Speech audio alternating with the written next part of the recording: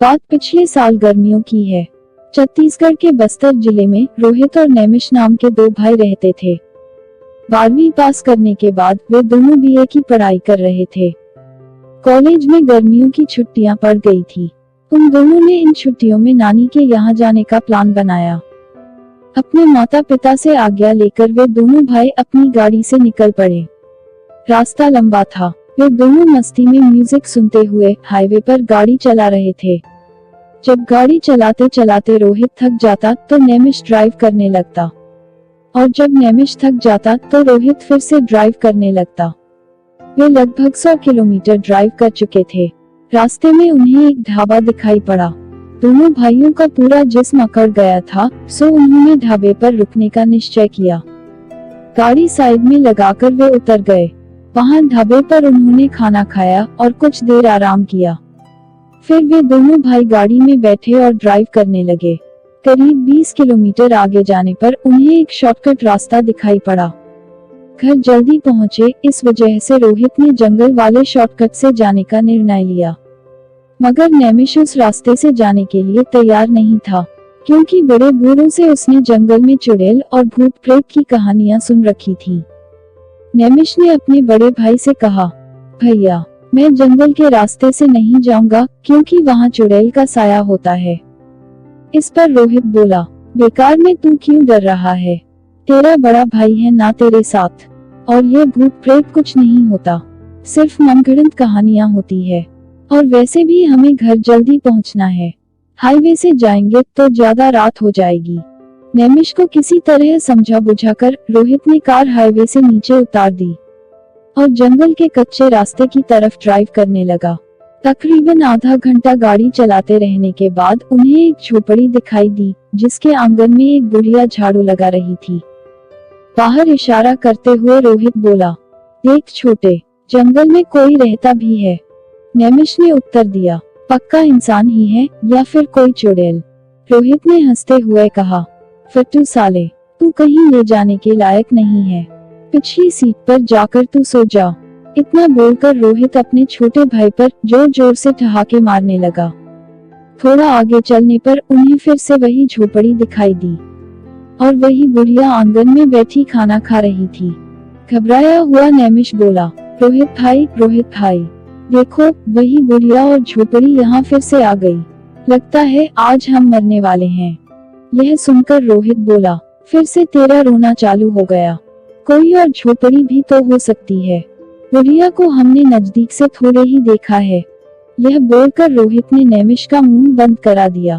पर थोड़ी देर बाद वही झोपड़ी फिर से दिखी और इस बार रोहित की भी फटके हाथ में आ चुकी थी। डर के मारे उसका चेहरा पीला पड़ने लगा और नैमिष के चेहरे पर तो हवाइयां उड़ चुकी थी। अब रोहित नैमिष से बोला, मुझे अपनी घड़ी दे। नैमिष रोते रोते बोला, मरने से पहले मेरी घड़ी क्यों लेना चाहते हो?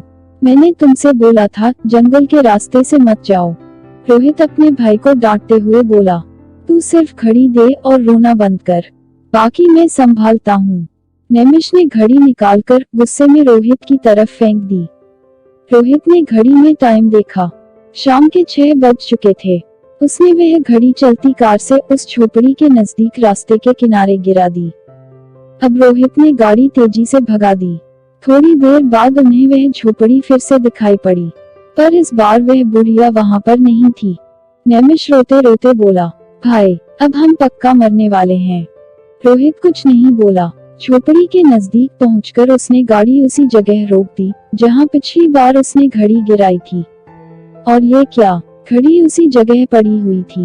यह देखकर रोहित के दिल की धड़कन रुक गई। गाड़ी से उतरकर रोहित ने वह घड़ी उठाई और समय देखा। घड़ी में 6:10 हुए थे। रोहित अब सब समझ गया था कि वे किसी छलावे के फंदे में फंस चुके हैं। उसने नैमिष को घड़ी दी और बोला, छोटे, तू गाड़ी में ही रुक, मैं जरा उस भूतनी से मिलकर आता हूँ। इतना कहकर रोहित झोपड़ी की ओर चल दिया। पीछे से नैमिष चिल्ला रहा था, भैया वहाँ मत जाओ, वह चुड़ैल है, तुमको मार डालेगी। फिर अचानक से नैमिष के गाल पर एक चमाट पड़ा और आवाज आई, घर आ गया छोटे, अब उठ जा। नैमिष आंख मलते हुए उठा तो गाड़ी नानाजी के आंगन में खड़ी थी और रोहित कार से सामान निकाल रहा था।